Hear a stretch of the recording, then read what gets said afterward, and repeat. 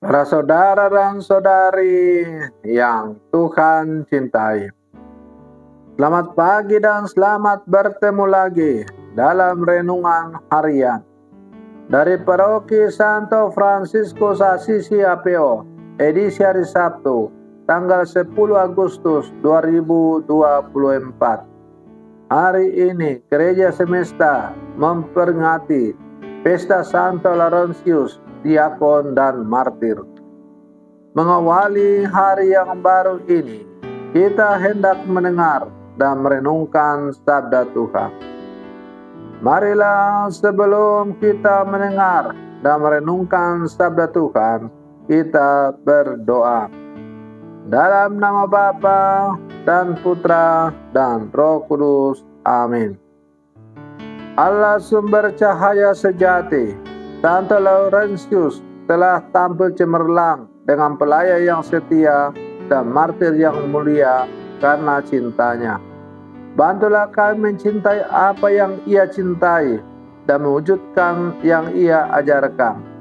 Bersabdalah ya Tuhan, kami siap mendengarkan. Terpujilah Engkau Bapa, Putra dan Roh Kudus, kini dan sepanjang segala masa. Amin. Para saudara dan saudari yang Tuhan cintai, sabda Tuhan yang hendak kita dengar dan kita renungkan untuk mengawali hari yang baru ini diambil dari Injil Yohanes pasal 12 ayat 24 sampai 26. Tuhan bersamamu. Inilah Injil suci menurut Yohanes. Menjelang akhir hidupnya, Yesus berkata kepada murid-muridnya, "Jikalau biji gandum tidak jatuh ke dalam tanah dan mati, ia tetap satu biji saja. Tetapi jika mati, ia akan menghasilkan banyak buah. Barang siapa mencintai nyawanya, ia akan kehilangan nyawanya. Tetapi barang siapa tidak mencintai nyawanya di dunia ini, ia memeliharanya untuk hidup yang kekal. Barang siapa melayani aku, ia harus mengikuti aku, dan di mana aku berada, di situ pun pelayanku akan berada. Barang siapa melayani aku, ia akan dihormati Bapa." Demikianlah sabda Tuhan. Para saudara dan saudari yang Tuhan cintai, Yesus berkata melalui bacaan Injil yang baru saja kita dengar, "Sesungguhnya aku berkata kepadamu, jika biji gandum tidak jatuh ke dalam tanah dan mati, ia tetap satu biji saja. Tetapi jika ia mati, ia akan menghasilkan banyak buah."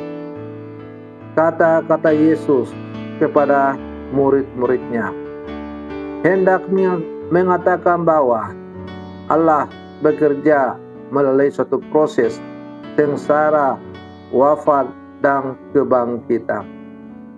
Yesus sendiri bagaikan biji gandum yang mati dan ditaburkan dalam tanah, dan pada hari ketiga bangkit dalam kemuliaan dan menjadi sumber kehidupan bagi seluruh ciptaan. Sengsara, wafat, dan kebangkitan Tuhan memberikan manusia rahmat dalam kelimpahan.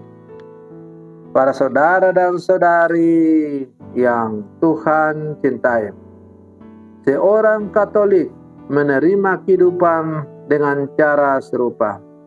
Agar kita hidup, kita harus mati terlebih dahulu. Mati yang dimaksudkan di sini adalah dibaptis ke dalam kematian Tuhan Yesus.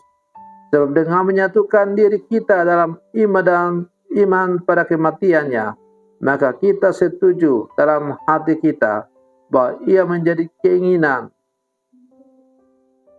bahwa kita mengatasi keinginan daging dan duniawi, dan mengarahkan seluruh hidup kita pada jalan keselamatan kekal yang ditawarkan oleh Yesus.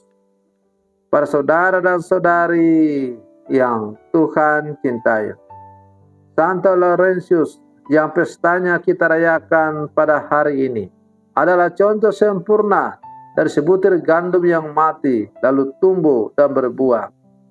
Hari ini gereja mengenang kehidupan Santo Laurentius yang lebih mengasihi Allah daripada mengasihi dunia.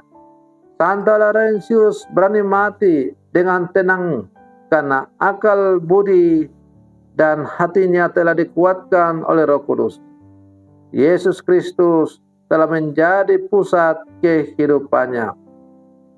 Maka sebagai murid-murid Yesus yang hidup di zaman sekarang, kita diajak, marilah kita dengan penuh iman membukakan diri kita pada rahmat pembaharuan yang diberikan Allah agar biji gandum kehidupan baru dapat berakar dalam diri kita dan kemudian bertumbuh serta berbuah banyak. Semoga permenungan saya untuk mengawali hari yang baru ini semakin menghantar kita untuk menjadi murid-murid Yesus yang sejati. Selamat pagi, Tuhan Yesus memberkati.